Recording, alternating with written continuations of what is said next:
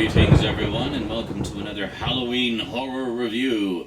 Well, actually, today it's not necessarily a horror movie, but it's a movie by a very notable horror director, and it certainly has its fair share of horrifying moments. So I'd say it's kind of on the cusp there. I'd put it in my horror collection just because, you know, of who directed it.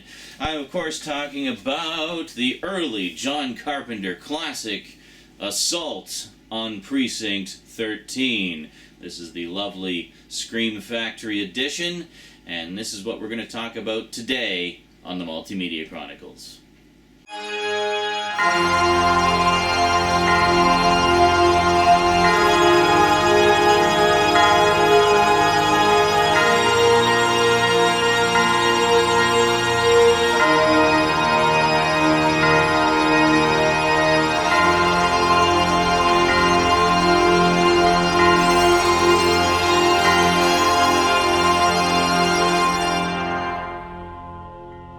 Welcome back. So, Assault on Precinct 13. Now, this is the original. This is not the remake. This is the one from 1976. I would have been 4 years old when this came out. Yeah, this is one that, well, until watching it this year, I had actually never seen it before. This was brand new to me. So I was really eager to check it out. Now, I had been told there was a scene in it that I particularly would not like. Stoudman actually tried to warn me on that one. And, yeah, well, you may recall, those of you who've seen my Alien vs. Predator duology review a while back will know that I'm, you know, being a loving father and parent, I don't like things where kids get killed, and let me explain a little bit about that. I don't like things where kids get killed where it serves no purpose. Like, I don't mind if a child dies in a story if it's relevant to the story in some way. I may not like it, I may find it disturbing, but as long as it's relevant to the story, I don't mind so much. You know, like, for example, The Descent, which I think is like, it's one of my favorite modern horror movies. I think it's just fantastic. But the whole central theme of the story is a mother recovering from the grief of losing her child.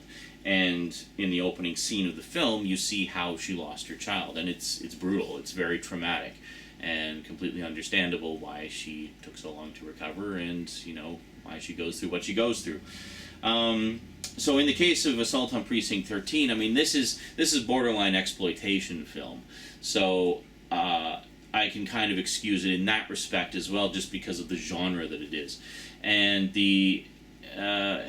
and I don't want to say it's tongue-in-cheek, but there is an aspect to it that makes it kind of dark, almost dark humor. It's hard to say that, but it's hard to describe. But anyway, the particular death in question sets in motion a chain of events that is relevant to the story. I mean, it basically sets the whole story in motion. So, again, you know, it's hard to watch, and in this one in particular, it's really extreme. Like, there's just nothing hidden in shadow. It's out there, man. Like, you don't miss a thing. And my jaw hit the floor when I saw that moment.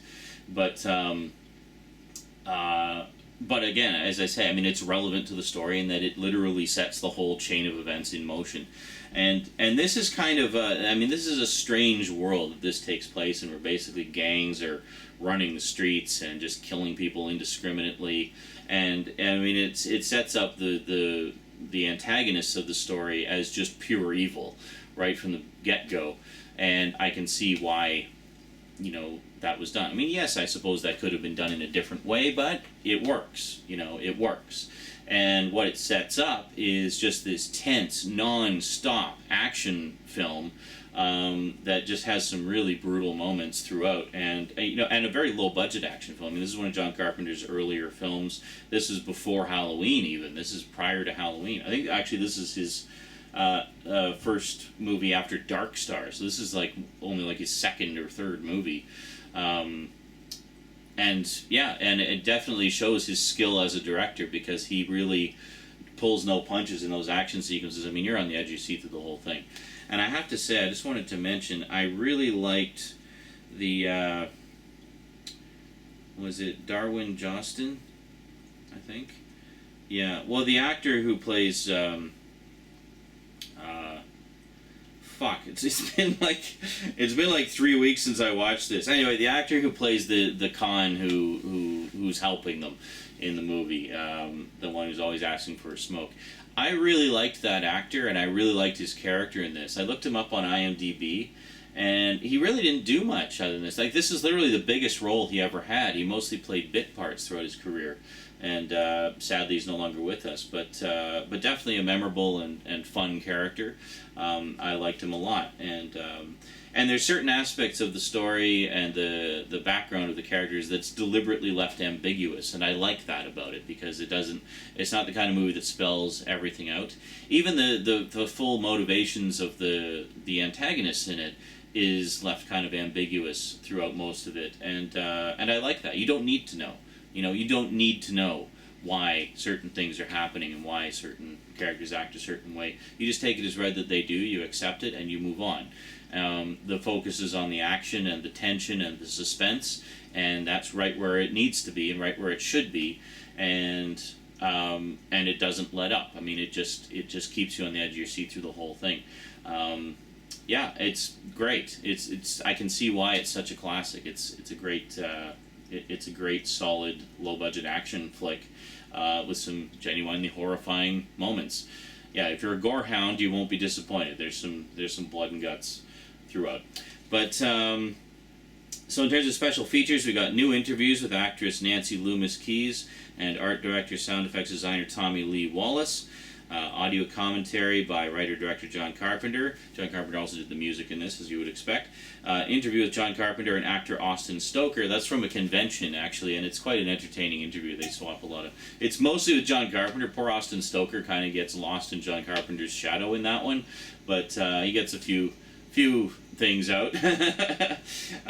Theatrical trailer and radio spots. And once again, we have new artwork. Sorry, I'll just grab my glasses here. We have new artwork for the slipcover and the main cover. And as always, with Scream Factory's collector's editions, the cover art is reversible. And then on the back, we actually have the original poster art on there. So pretty cool. Yeah, and inside, whoops, there goes the slipcover. And inside, just the disc. But yeah, Assault on Precinct 13. I definitely recommend checking it out.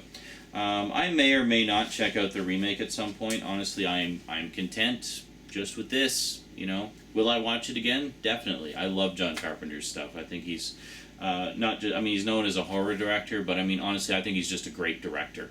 He knows how to frame a shot. He knows how to grab your attention. He knows how to build suspense and hold it, and just great stuff. And this is definitely a shining early example of just what an excellent director he is, and just what a skilled director he is. He really made the most of a very meager budget and did a great job of it.